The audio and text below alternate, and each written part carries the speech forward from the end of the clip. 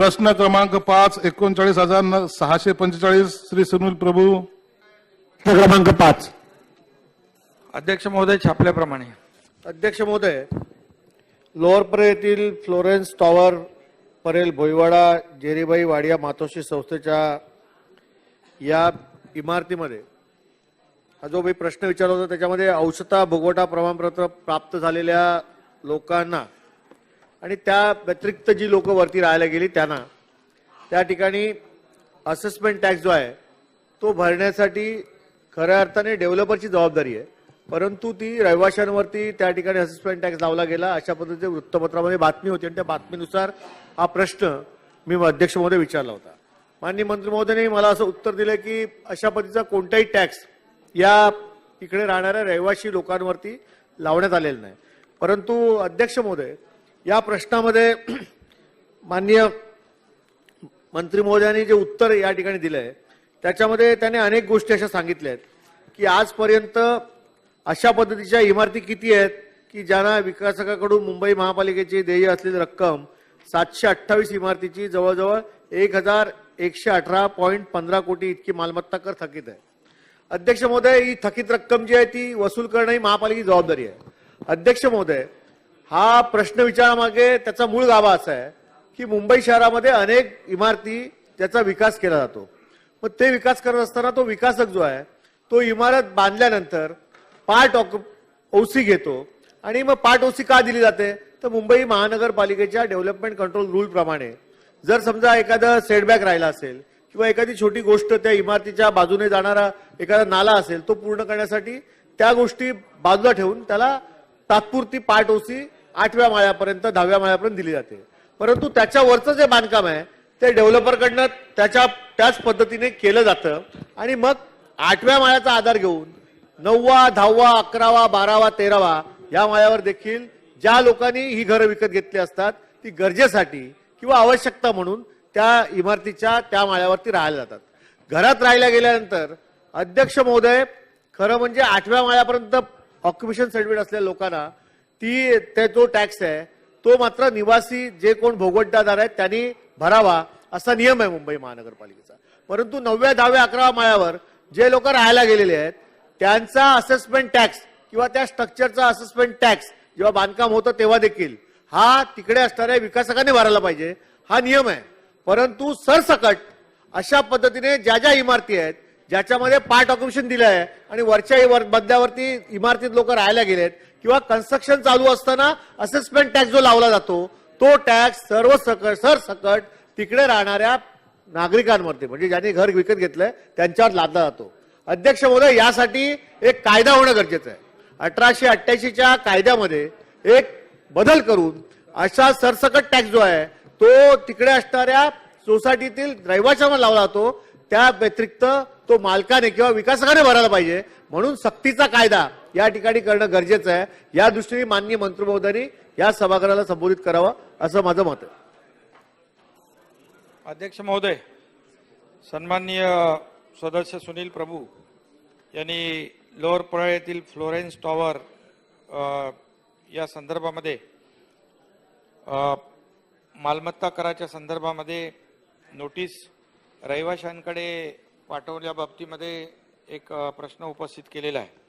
यामध्ये या टॉवरमध्ये फ्लोरेन्स टॉवरमध्ये या विकासकाने औषधा भोगवटा प्रमाणपत्र प्राप्त होईपर्यंतचा जो इमारतीच्या बांधकामाखालील जमिनीचा जो टॅक्स आहे तो मार्च 2022 पर्यंतचा संपूर्ण मालमत्ता कर मुंबई महापालिकेला भरलेला आहे. आणि त्याचबरोबर मुंबई महापालिकेने बांधकामाखालील जमिनीचा मालमत्ता कर वसुलीकरिता इमारतीमधील रहिवाशांकडे नोटिसा पाठवलेल्या नाहीत. त्याचबरोबर जे पार्ट ओशीचा मुद्दा त्यांनी सुनील प्रभू यांनी उपस्थित केलेला आहे, तर जेव्हा बांधकाम सुरू असतं तोपर्यंत जो टॅक्स भरायचा आहे तो मालमत्ता कर भरायचा तो विकासकाने भरायचा असतो. परंतु ओसी मिळेपर्यंत जेवढा भरायचा त्यांनी भरला पाहिजे. परंतु पार्ट ओशी घेतल्यानंतर त्यामध्ये जे रहिवासी आहेत त्या पार्ट ओशी मध्ये राहणाऱ्या रहिवाशांना मग डायरेक्ट थेट मालमत्ता कराच्या नोटिसा मुंबई महापालिकेकडून जातात आणि त्यांच्याकडून तो भरणा करून घेतला जातो. परंतु पार्ट ओशीच्या पेक्षा जास्तीच्या ज्या इमारती बांधलेल्या आहेत मजले, त्यामध्ये मात्र मुंबई महापालिकेकडून वॉटर टॅक्स, वॉटर चार्ज आणि सिवरेज टॅक्स असं आकारलं जातं. आणि त्या जे पार्ट ओशीच्या वरती जे रहिवासी राहतात त्याच्यामध्ये मग वॉटर चार्जेस पण आणि सिवरेज चार्जेस पण घेतले जातात. म्हणून यामध्ये दुसरा जो मुद्दा त्यांनी उपस्थित केलेला आहे, या इमारतीमधलं जो मालमत्ता कर भरायचा आहे पार्ट ओशी मिळेपर्यंतचा, तो विकासकाने भरलेला आहे. आता पुढचा जो मालमत्ता कर आहे, जेव्हा राहायला रहिवासी आले, तो मालमत्ता कर भोगवटा धारकांनी म्हणजे त्या ठिकाणी रहिवासी जे येतील त्यांनी भरायचा आहे. त्या तशा प्रकारचा त्या ठिकाणी मुंबई महापालिकेने नोटीस पाठवलेल्या आहे. त्यांनी दुसरा एक जो मुद्दा उपस्थित केलेला आहे, ज्या 728 इमारतीपैकी ज्या फायनल ओसी ज्या प्राप्त नाही आहेत अशा इमारती ज्या आहेत, या इमारतींमधल्या जे इमारती झाल्यानंतर त्याला जो विकासक जो आहे, या विकासकाने त्याचे पैशाचा भरणा केला पाहिजे. अशा प्रकारची काही कायदा करता येईल का, अशा प्रकारचं त्यांनी या ठिकाणी सूचना केलेली आहे. मुंबई महापालिका हद्दीमध्ये अशा प्रकारच्या इमारती माझ्या माहितीप्रमाणे एक हा धोरणात्मक निर्णय आपल्याला घ्यावा लागेल की याची संख्या जास्तीची असू शकते. आणि मग अशा प्रकारे आपल्याला ज्या ओसी नसल्यामुळे त्यांना एकतर पाण्याची बिलं जी आहेत ती दुप्पट भरावी लागतात, बरोबर ना शेलार साहेब, पाण्याची दुप्पट बिलं भरावी लागतात, वॉटर टॅक्सेस पण आणि सिवरेज टॅक्सेस पण आणि वॉटर चार्जेस दुप्पट आणि सिवरेज चार्जेस, अशा प्रकारचं ओसी नसलेल्या इमारतीमध्ये म्हणजे पार्ट ओशीच्या वर त्यांना हे भरावं लागतं. हा भुर्दंड आहे. आणि काही इमारतींमध्ये जे विकासक आहेत, हे विकासक बांधून गेले, विकून गेले, आता त्या ठिकाणी सोसायटी आणि रहिवासी राहिलेले आहेत. आणि मग अशा परिस्थितीमध्ये त्यांना ओसी नसल्यामुळे त्यांना खरेदी विक्री करता येत नाही, त्यांना रिडेव्हलपमेंटची अडचण येते, त्यांना बँक लोनची अडचण येते. ह्या सगळ्या वस्तू, या सगळ्या ज्या काही गोष्टी आहेत यामध्ये समोर येतात. आणि म्हणून यामध्ये काही आपल्याला धोरणात्मक निर्णय करता येऊ शकतो का, किंवा ज्या सोसायट्या म्हणजे विकासक त्या ठिकाणी पुढे येत नाही, हे सगळं ओसी वगैरे पैसे, त्याचे सगळे पैसे भरायचे असतात. मग अशा परिस्थितीमध्ये आपल्याला विकासक बांधून गेला परंतु राहतायत त्या ठिकाणी जे मध्यमवर्गीय रहिवासी आहेत ते राहत आहेत. आणि मग अशा परिस्थितीत आपल्याला एक ॲम्निस्टी स्कीम आपल्याला काही लागू करता येईल का, या बाबतीमध्ये म्हणजे प्रश्न थोडा म्हणजे आउट ऑफ स्कोप असू शकतो. परंतु या बाबतीमध्ये नगर विकास विभागाच्या माध्यमातून या सगळ्या ज्या काही इमारती किती आहेत, त्याचं स्टेटस काय सध्याचं, आणि आपल्याला ते जे राहत आहेत रहिवासी त्यांच्या डोक्यावरची टांगती तलवार दूर करता येते का, आपण या बाबतीमध्ये नक्की विचार करू. आशिष शेलार सर. अध्यक्ष महोदय, आशिष शेलार नंतर सन्माननीय मंत्री महोदयांनी त्या ठिकाणी उत्तर व्यापक देण्याचा प्रयत्न केलाय, धन्यवाद. तुम्ही या सगळ्या विषयाला न्याय द्यायचा प्रयत्न करताय. पण अध्यक्ष महोदय, स्थिती काय माहितीये का, हा मुंबईतला जो किंवा ठाणे भागात कुठेही असेल, हा जो मध्यमवर्गीय त्याचा वालीच कोण नाही. मुंबईमध्ये मी कोणाच्या विरोधात बोलत नाही, झोपडपट्टीत जो माणूस राहतो त्याचा प्रॉपर्टी टॅक्सशी काही संबंधच नाही. गावठाण कोळीवाड्यामध्ये आता आपण मागणी करतोय मोफत करा, 500 फुटाचं आपण केलं तिथलं आपण आता त्यांना माफ केला. पण हा जो आपला मुंबईकर आहे ज्याचा स्वतःचा गुन्हा काहीच नाही, त्याची इमारत पुनर्विकसित झाली किंवा पुनर्बांधणी झाली, त्याने बिचाराने स्वतःचे हार्ड अर्न मनी त्यात फ्लॅट घेण्यासाठी दिले. बिल्डरने ओसी घेण्याआधी काय काय करायला पाहिजे, आता रेरा पण नंतर आलाय, पण या रेराच्या आधीच्या गोष्टी आहेत सगळ्या. आणि म्हणून त्या सगळ्या गोष्टी ज्या विकासकाने पूर्ण करायच्या आहेत त्याचा उल्लेख सुनील प्रभू साहेबांनी केला. नाला असेल, रोड असेल, अजून काय असेल, स्ट्रक्चर असेल, तो बिल्डरने केला नाही. त्याने काय केलं, पार्ट ओसी घेतली आणि अंतरिम पार्ट ओसी घेऊन त्याने पोझिशन देऊन टाकलं आणि रहिवाशी राहायला गेले. आता ते वरचे मजले जे आहेत त्यांचा गुन्हा काही नाही साहेब, त्यांनी पैसे भरून फ्लॅट घेतलेले आहेत. बिल्डर गेला पळून, काही केसेस मध्ये 10, 12, 15 वर्ष आली, तो सापडत नाहीये. आता ओसी घ्यायची, तर ओसी घ्यायला लागणारं काम आणि खर्च ह्या दुप्पट टिप्पट चौपट आहे तो परवडू शकत नाही. मुंबई महानगरपालिकेचा कायदा असा म्हणतो की आर्किटेक्ट बदलायचा असेल तर ओरिजिनल आर्किटेक्टची एनओसी लागते. आता तो विकासकच गेला त्यामुळे त्याचा आर्किटेक्ट पकडणार कोण, आणि त्याची फीस सुद्धा बिल्डरने दिली नसेल तर तो एनओसी देत नाही. त्यामुळे इथेही मार खातो तिकडेही मार खातो आणि अडकलाय. आणि त्याच्यात परत घरात बसला कारण स्वतःचं घर आहे तर त्या घरामध्ये पाण्याचे टॅक्स डबल, सिवरचे टॅक्स डबल, भुक्तभोगी आम्ही पण आहोत साहेब. आणि म्हणून अध्यक्ष महोदय, तुम्ही एमनेस्टी स्कीम म्हणताय, माझा प्रश्न सरळ सरळ आहे जो सुनील प्रभू साहेबांनी मांडलाय. आपल्याला एक पॉलिसी करावी लागेल, लागलं तर कायद्यात बदल करायला लागेल. कारण हे शेवटी लोककल्याणकारी राज्य आहे. विकत घेणारा माणूस आहे तो का अनधिकृत नाही, अनधिकृतपणे बसलेला नाही, त्याने पैसे विकत घेऊन अग्रीमेंट करून बसलेला आहे. आणि त्यामुळे अध्यक्ष महोदय, पार्ट ओसी घेतल्यानंतर असलेल्या मजल्यावरील नागरिकांना, रहिवाशांना त्या ठिकाणी ओसी मिळण्यासाठी, ओसीची प्रक्रिया सहज करण्यासाठी water tax, water charges, sewerage tax, sewerage charges हे कमी करण्यासाठी, आणि वर सोसायटीमध्ये काही ठिकाणी वाद असतात, अशा वेळेला महापालिकेची योजना आहे की प्रत्येक फ्लॅट धारकाचं इंडिव्हिज्युअल टॅक्सेशन पण करता येतं. पण हे महापालिका करत नाही केसमध्ये, कारण ओसी नाही आहे आणि पेंडिंग आहे. त्यामुळे ज्या एखाद्या नागरिकाला स्वतःचा टॅक्स इंडिव्हिज्युअल सुद्धा भरायचा असेल तर त्याची सोय सुद्धा धोरणाप्रमाणे या तिन्ही गोष्टी करण्यासाठी नवीन पॉलिसी धोरण, आवश्यकता वाटली तर कायद्यातील बदल करणार का, एवढाच माझा एक प्रश्न आहे. अध्यक्ष महोदय, सन्माननीय आशिष शेलार साहेबांनी जो मुद्दा या ठिकाणी उपस्थित केलेला आहे, यामध्ये मगाशी मी म्हटल्याप्रमाणे अशी प्रकरणं खूप असू शकतील. त्यामुळे आणि हा एक धोरणात्मक निर्णय आपल्याला घ्यावा लागेल. शेवटी जो आपला article 146 of Mumbai municipal act जो आहे, हा, यामध्ये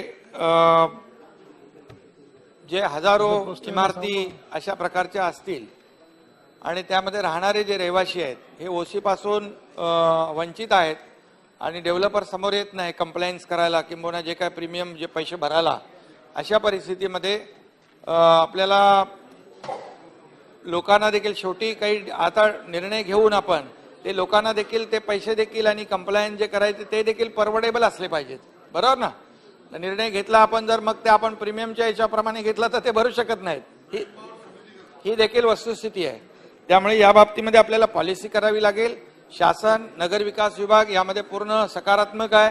आपल्याला माहित आहे आपण अनेक निर्णय नगर विकास विभागाच्या माध्यमातून घेतलेले आहेत जे लोकांना सोयीचे ठरले पाहिजेत.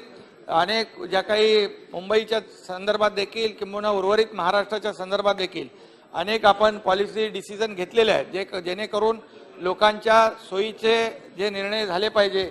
त्यामुळे हा देखील आपण मांडलेला मुद्दा अतिशय योग्य आहे आणि यामध्ये लोकांना खूप मोठ्या प्रमाणावर रिलीफ आपण देऊ शकतो. आणि म्हणून एक आपण यामध्ये एक समिती आपण याच्यामध्ये गठीत करू आणि त्याच्यामध्ये एक काय पॉलिसी आपल्याला ते काय धोरण करू ते या सर्व सोसायटीमधल्या लोकांना, रहिवाशांना देखील ते कंप्लायन्स करणं परवडलं पाहिजे, प्रीमियम भरणं देखील परवडलं पाहिजे. असं एक आपण व्यापक विचार करून त्याच्यावर निर्णय घेऊ. सदस्य सरमकर. अध्यक्ष महाशय, या सोसायटीमधल्या विकासकांनी दंडापोटी किती रक्कम भरली हा एक पहिला प्रश्न आहे. दुसरा प्रश्न असा आहे की साहेब, पार्ट ओसी घेऊन रहिवाशांना ज्या वेळेला एखादा विकासक त्या इमारतीमध्ये राहण्यासाठी मजबूर करतो त्यावेळेला त्या इमारतीमधील सर्व भाडेकरूंना साधारणतः सगळेच कर, मग मालमत्ता कर असेल, मलनिस्सारण असेल किंवा इतर जे पाणी कर असेल, हे सगळे कर जवळजवळ दुप्पट भरावे लागतात. आणि हा भूर्दंड हा सर्वसामान्य भाडेकरूंवरती जातो आणि जो विकासक आहे हा त्या ठिकाणी पळून जाऊन दुसऱ्या ठिकाणी कुठेतरी इमारत बांधतो. माझा प्रश्न असा आहे, पार्ट ओसी देऊन इमारतीमध्ये राहिला गेलेल्या भाडेकरूंना अंतिम ओसी देताना ती अंतिम ओसी देण्याची पूर्ण जबाबदारी ही त्याच विकासकाची आहे हे ग्राह्य मानून ती ओसी दिल्याशिवाय दुसऱ्या इमारतीच्या प्रकल्पाला किंवा प्रोजेक्टला परवानगी दिली जाणार नाही अशा प्रकारचा जाचक किंवा विकासकांवरती बंधनकारक कायदा आपण करू का?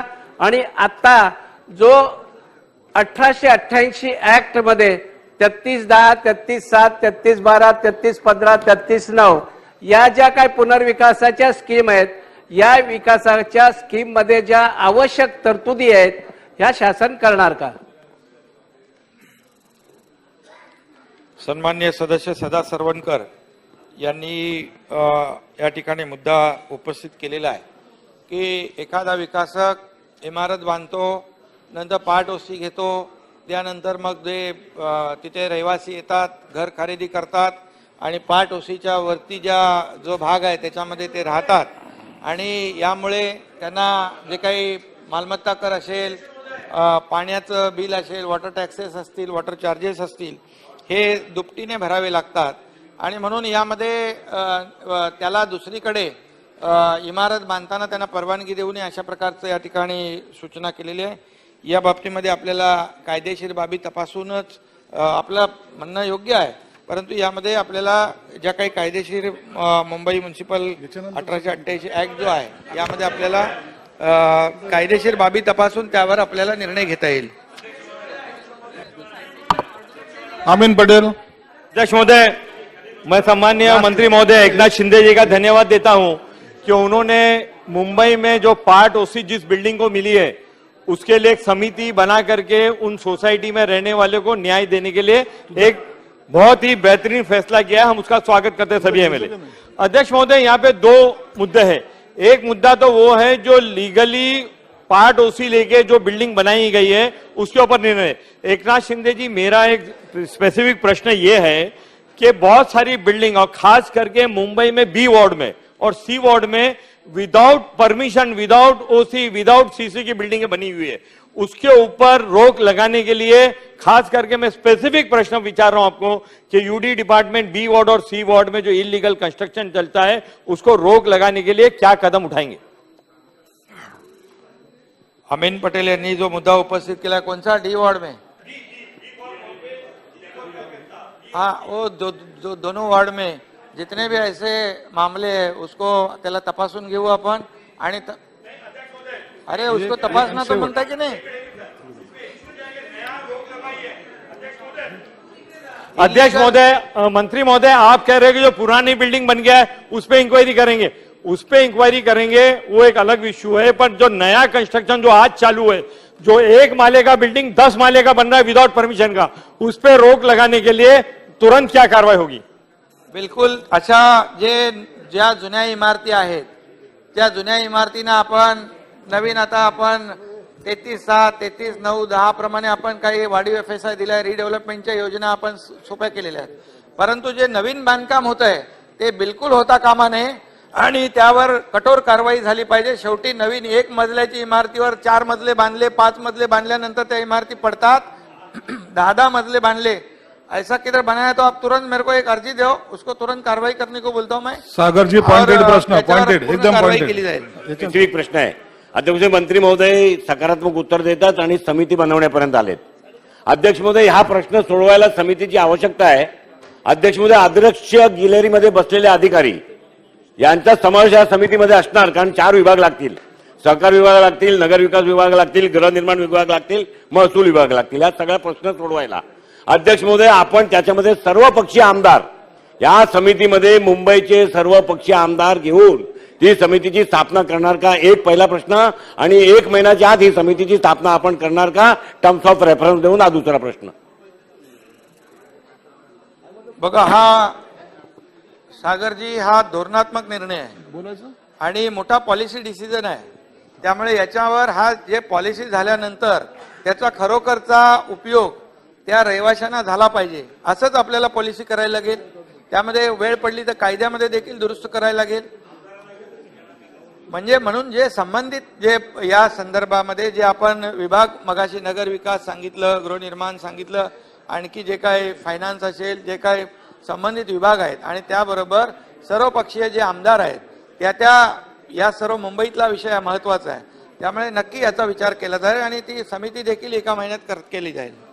अतुल बात. महोदय, माझा स्पेसिफिक प्रश्न आहे, पार्ट ओसी ओसी न मिळालेल्या बिल्डिंगच्या विषयीचा प्रश्न आहे. मुंबई शहरामध्ये ओसी न मिळालेल्या सुमारे 21,000 बिल्डिंग आहेत. यांना पाणी पुरवठा मानवतावादी तत्वावर अन्य लोकांपेक्षा अधिक दराने केला जातो. त्याचबरोबर त्यांना वाढीव पाणी पुरवठा हा सुद्धा दिला जात नाही. तर ओसी न मिळण्यामध्ये तिथे असलेल्या सोसायटीत राहणाऱ्या लोकांचा कुठल्याही स्वरूपाचा दोष नसतो. त्यामुळे ज्या बिल्डिंगला ओसी नाही त्यांना पाणी पुरवठा नॉर्मल रेटने करणारे आदेश आपण देणार का? त्याचबरोबर वाढीव पाणी पुरवठा 6 इंचाची पाईपलाईन 9 इंचाची करणं, 9 इंचाची 12 इंचाची करणं हे टेक्निकली शक्य असतं, पण ओसी नाही म्हणून ते केलं जात नाही. तर असे दोन्ही प्रकारचे आदेश माननीय मंत्री महोदय मुंबई महानगरपालिकेला देणार का, असा माझा स्पेसिफिक प्रश्न आहे. अध्यक्ष महोदय, अतुल भातखळकरजींनी जो मुद्दा या ठिकाणी उपस्थित केलेला आहे, खरं म्हणजे ओसी घेणं हे बंधनकारक आहे आणि ओसी पेक्षा जास्तीचं जे बांधकाम झालेलं आहे त्याच्यामध्ये जे रहिवासी राहत आहेत, मी मगाशी म्हटल्याप्रमाणे त्यांना वस्तुस्थिती आहे की यामध्ये वॉटर चार्जेस आहेत, वॉटर टॅक्सेस आहेत आणि सिवरेज टॅक्सेस आणि सिवरेज चार्जेस, ही वस्तुस्थिती आहे, कायद्यामध्येच आहे ते. त्यामुळे आपल्याला कायद्यामध्येच बदल करावी लागेल, सुधारणा करावी लागेल. आणि आपल्याला जो आपण सर्वात महत्वाचा जो मूळ प्रश्न आहे, हा ओशी विदाऊट ओशीच्या ज्या इमारती आहेत यालाच आपण हात घातला पाहिजे अतुलजी. आणि त्यामध्ये माझं म्हणणं आहे की आपण हा विषय जो आहे सभागृहामध्ये अतिशय जिव्हाळ्याचा विषय आहे आणि मुंबई महापालिकेमध्ये हजारो अशा इमारती असतील आणि हजारो रहिवासी यामध्ये राहतात. तर आपण मूळ प्रश्नाला जर आपण त्याच्यात निर्णय घेतला तर मला वाटतं हे सगळे छोटे प्रश्न आपोआप सुटतील आणि तो निर्णय आपण लवकर घेऊ. चला शेवटचा. धन्यवाद अध्यक्ष महोदय. अध्यक्ष महोदय, हा खरा मूळ प्रश्न माझ्या विधानसभा मतदारसंघातला आहे. मातोश्री डेव्हलपरनी 6 इमारती 22 माळ्याच्या बांधलेल्या आहेत. याच्यामध्ये जे आदरणीय मंत्री महोदयांनी उत्तर दिलं आहे की जमिनीचा जो काय असेसमेंट टॅक्स आहे तो भरला का, तर भरलाय. ही वस्तुस्थिती आहे, त्यांनी तो 2022 पर्यंत भरलेला आहे. पण सुनील प्रभूंनी जो मूळ मुद्दा त्याच्यामध्ये उपस्थित केला आहे त्याचे अध्यक्ष महोदय वॉटर टॅक्सेस भरलेले नाहीत, त्याचे इलेक्ट्रिकचे जे काही सप्लायचे जे पैसे आहेत ते भरलेले नाहीत. आणि ही वस्तुस्थिती आहे. बीएसटीने त्याच्या 6 इमारतीचं इलेक्ट्रिक कनेक्शन कापण्याचे आदेश काढले होते, वॉटर कनेक्शन तोडायचे महापालिकेने आदेश काढले होते. पण ह्या उत्तरामध्ये असं आहे की महापालिकेने सगळे पैसे भरले असं उल्लेख केलेला आहे. अध्यक्ष महोदय, माझा स्पेसिफिक प्रश्न असा आहे की डेव्हलपरनी जे इलेक्ट्रिक चार्जेस भरलेले नाहीत किंवा डेव्हलपरची जबाबदारी आहे त्यांनी वॉटर चार्जेस, कारण त्याचा कॉर्पस फंड 6 बिल्डिंगचा दिला गेलेला नाही आणि म्हणून आपण डेव्हलपरवरती काही बंधन घालणार का, त्याला हे सगळे पैसे प्रवृत्त करण्याकरता आपण काही निर्णय घेणार का? यामध्ये अध्यक्ष महोदय, ओसी मिळेपर्यंत जे काही पैसे भरायचे आहेत ते डेव्हलपरने भरायचे आहेत. अजय चौधरी साहेबांनी या ठिकाणी जो मुद्दा उपस्थित केला आहे, पार्ट ओसी मध्ये राहायला आल्यानंतर जे आर्टिकल 146 आहे त्याच्यामध्ये क्लिअर कट आपल्या कायद्यामध्ये आहे बीएमसीच्या, property taxes shall be leviable primarily from the actual occupier to pay. आता याच्यामध्ये राहायला आल्यानंतर ते पैसे त्यांनी भरायचे आहेत आणि अशा परिस्थितीमध्ये आपल्याला केस बाय केस तपासावं लागेल की याच्यामध्ये राहायला आल्यानंतर सुद्धा किंबहुना राहायला यायच्या अगोदर जर ते देय पैसे त्या ग्राहकाचे जबाबदारी नसेल आणि तरी सुद्धा त्याला ती भरावी लागत असेल तर अशा केस आपल्याला तपासून पाहाव्या लागतील आणि तपासून त्यावर आपल्याला निर्णय घेता येईल जेणेकरून ते रहिवाशांवर कुठे अन्याय होणार नाही. सुनील. अध्यक्ष महोदय, माझा मूळ प्रश्न जो होता त्याच्यावर एवढे उपप्रश्न झाले आणि शेवटी पॉइंटेड विचारा. टाइम शेवटी अंतिम असं आहे की ही समिती जी आपण स्थापन करणार आहात कायदा बनवण्यासाठी किंवा पॉलिसीसाठी, त्याला एक टाइम बॉन्ड प्रोग्राम पाहिजे. अध्यक्ष महोदय, आपण घोषणा केल्यानंतर समितीने एक टाइम बॉन्ड अहवाल द्यावा आणि तात्काळ निर्णय घ्यावा, कारण मुंबईकर खूप मोठ्या पद्धतीने सफरिंग आहे त्याच्यामध्ये आणि म्हणून हा निर्णय तात्काळ झाला पाहिजे. म्हणून अध्यक्ष महोदय काय करणार मंत्री महोदय?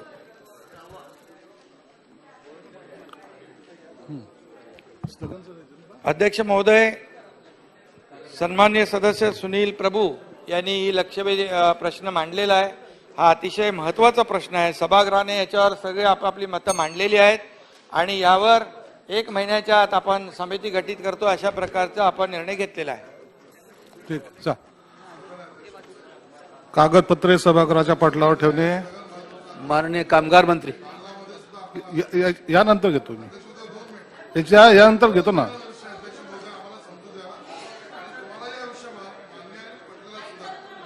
अध्यक्ष महोदय, विरोधी पक्ष नेत्याला का विरोधी स्थगन पक्षाला? हा एसटी महामंडळाच्या कर्मचाऱ्यांच्या संपाबाबत आहे.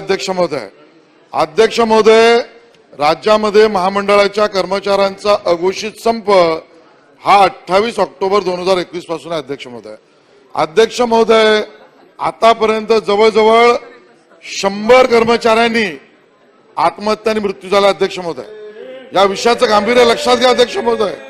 अध्यक्ष महोदय, आपल्यासाठी सेवा करणारे